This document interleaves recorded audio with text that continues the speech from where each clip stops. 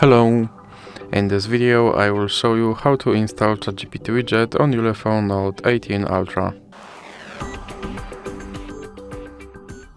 So you have to start by opening your Google Play Store, then click on search bar and type in Wally AI and click search, and now click install.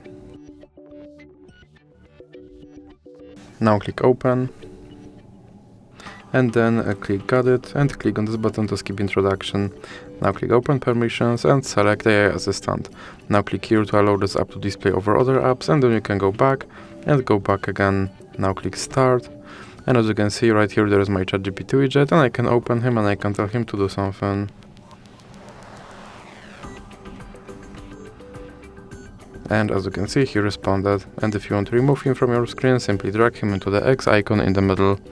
So that's it for this video. If you liked it, please remember to leave a like and subscribe.